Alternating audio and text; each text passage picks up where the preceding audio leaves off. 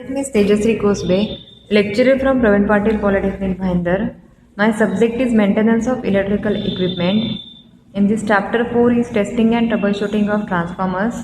Part 4, learning outcomes. At the end of this video, you will learn about measurement of insulation resistance. So first, measurement of insulation resistance. Before commissioning the transformer, it is necessary to know that the insulation resistance of a transformer is greater than a specified value to avoid excessive leakage currents. Megger tests for insulation are carried out between windings, between winding and core, and between core and clamping bolts. So following table can be referred for Megger test. So first, voltage of winding, voltage applied by Megger, and minimum insulation resistance in megaohm. So first, for voltage of winding 400 volt, for that you have to apply the voltage by Megger is 500 volt and minimum insulation resistance for that is 2 megaohm. For voltage of winding 11 kV, so voltage applied by Megger is 1000 volt and minimum insulation resistance for that is 50 megaohm. For 33 kV voltage, voltage applied by Megger is 2500 volt and minimum insulation resistance is 150 megaohm. And for 132 kV voltage, voltage applied by Megger is 2500 volt and minimum insulation resistance is 500 megaohm. So the clear idea about insulation strength cannot be obtained just by Megger test, because many times the insulation has to withstand high voltages developed in the network due to switching surges, etc. So following tests are conducted. So first is separate source voltage withstand test, second induced overvoltage withstand test, and third lightning impulse test. The magnitude of high voltage that should be applied is given in the following table and can be used as a guideline. So voltage of transformer in kV is 3.3 kV and for that test voltage is 16 kV. For voltage 6.6 kV, test voltage is 22 kV. For 11 kV, test voltage is 28 kV. And for 22 kV transformer, test voltage is 50 kV. For 33 kV transformer, test voltage is 70 kV. For 66 kV transformer, test voltage is 140 kV. So these are the test voltages for the transformer. And in the first method is separate source voltage withstand test. So terminals of windings under test connected to HV terminal of the source. All other windings, core, frame and tank are earth. Duration of test is 60 seconds. So the highest system voltage is in kV and power frequency voltage that in kV. So this is the table. So first is 1.1 kV voltage, power frequency voltage is 3 kV. For 3.6 kV, power frequency voltage is 10 kV. For 7.2 kV, power frequency voltage is 20 kV. For 12 kV, power frequency voltage is 28 kV. For 4 kV, power frequency voltage is 50 kV. For 36 kV, power frequency voltage is 70 kV.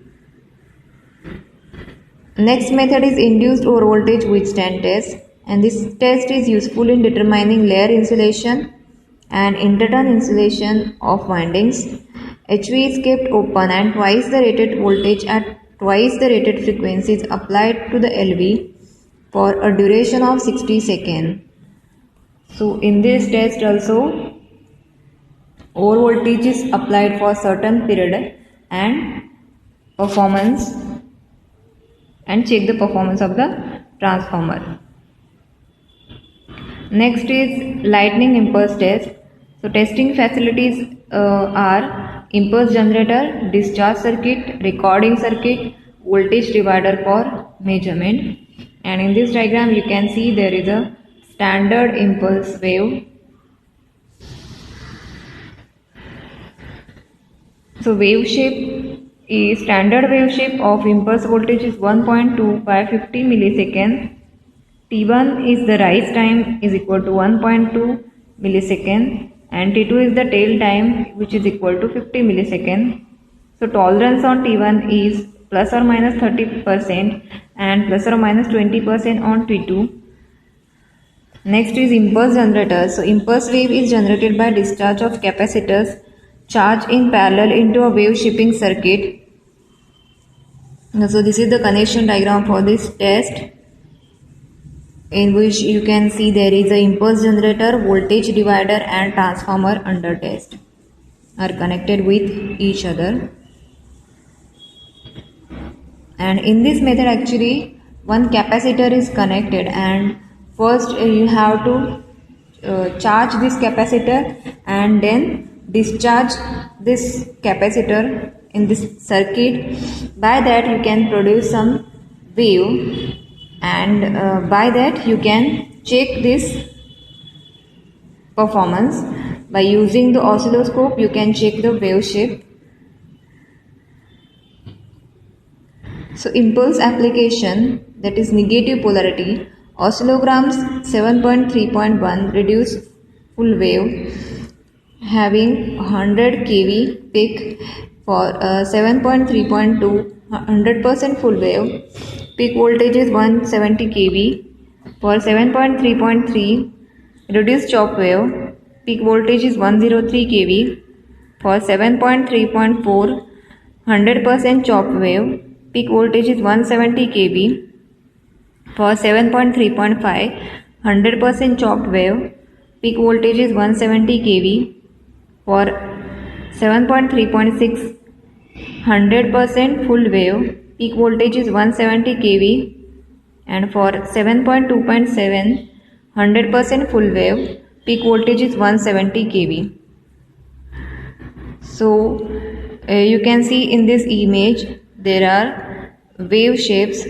By using oscillogram you can see this wave shape, and by that you can check the performance of this transformer.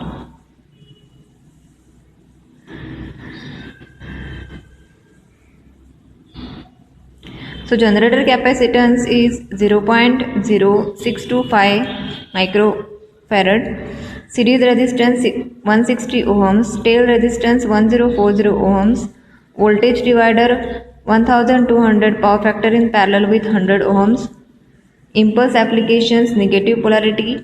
Oscillogram number 7.3.15 reduced full wave 43 kV peak. So 7.3.16 100% full wave, and for that peak voltage is 75 kV. For 7.3.17 100% full wave 75 kV is the peak voltage. So comparison of oscillograms 15 and 16 indicates that the second voltage wave oscillogram has collapsed and the corresponding point of the neutral current there are high frequency oscillations. This indicates an arc over across major portion of the transformer winding as a result of failure of the transformer insulation. So in this way you can check the insulation quality. Next test is temperature rise test. This is to ascertain that transformer and its cooling arrangements are effectively designed so that temperature rise of winding and cooling medium does not exceed the permissible limit. Temperature rise limits for dry type transformers. So for class A insulation, temperature rise is 50 degrees Celsius. For class E insulation, temperature rise is 65 degrees Celsius. For B class insulation, temperature rise is 75 degrees Celsius. For class F insulation, temperature rise is 90 degrees Celsius. For class H insulation, temperature rise is 115 degrees Celsius. For class C insulation, temperature rise is 140 degrees Celsius. So temperature rise limits for oil immersed transformer. For part winding, temperature rise, external cooling medium, that is air, and for water. So for air, temperature rise is 55 degrees Celsius, and for water, 60 degrees Celsius. Next, for top oil, that is temperaturize, you can check by this thermometer method for the oil.